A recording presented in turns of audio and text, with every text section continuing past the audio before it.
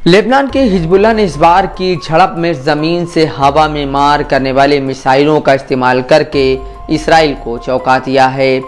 Hezbollah ने अपने बयान में बताया कि ज़ायूनी सेना के ड्रोन को लेबनान की सीमा से 5 किलोमीटर ख़याम के इलाके में निशाना बनाया गया।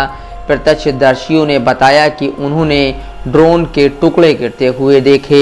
लेबनान के 2 सुरक्षा सूत्रों ने बताया कि यह पहला मौका है जब हिजबुल्लाह ने इजरायली ड्रोन मार गिराने का ऐलान किया है। इजरायली सेना की ओर से अभी इस घटना पर कोई टिप्पणी नहीं आई है। ज़ायूनी सेना ने अलबत्ता एक बयान में यह कहा है कि उसने हिजबुल्लाह के कुछ ठिकानों को रविवार के दिन निशाना बनाया है। इजरायली सेना ने सोमवार को भी सुबह से ही गाज़ा पट्टी के कई इलाकों पर युद्धक विमानों, तोपों और युद्धक नौकाओं से हमले किए। फिलिस्तीनी समाचार एजेंसी वफा ने रिपोर्ट दी कि इजरायली युद्धक विमानों ने बैत लाहिया, जबालिया और बैत हानून पर बमबारी की। ज़ायूनी सेना ने तोपों से मध्यवर्ती गजा और पूर्वी नगर खान यूनुस पर गोलाबारी की। खान यूनुस में ज़ायूनी युद्धक विमानों ने अबू सईदी परिवार के मकान पर बमबारी की। रफ़ा में भी ज़ायूनी युद्धक विमानों ने बमबारी की। इसराइली के हमलों में मरने वाले फ़िलिस्तीनियों की संख्या 8000 से ज़्यादा हो गई है। वहीं गजा के स्वास्थ्य मंत्रालय ने ऐलान किया कि ज़ायूनी युद्धक विमानों ने गजा पट्टी के एकमात्र कैंसर अस्पताल को निशाना बनाया है।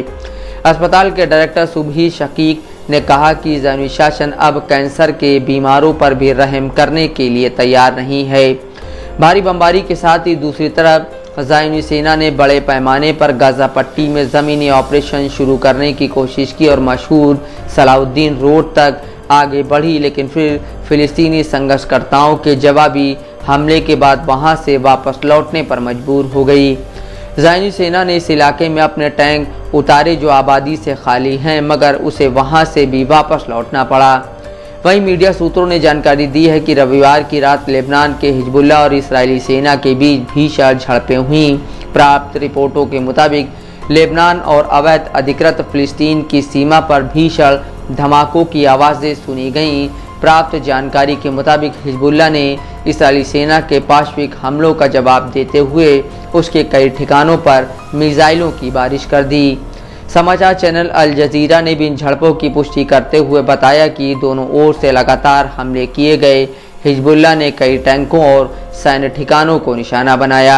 इस बीच दक्षिण लेबनान के शबा इलाके में भी भीषण धमाकों की आवाज़ें सुनी गईं।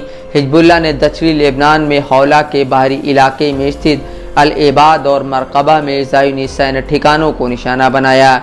यह हमले ज़ायूनी सेना की गोलाबारी के जवाब में किए गए हैं। इजरायली सेना ने ज़बकीन और शेखनी पर भी गोलाबारी की है।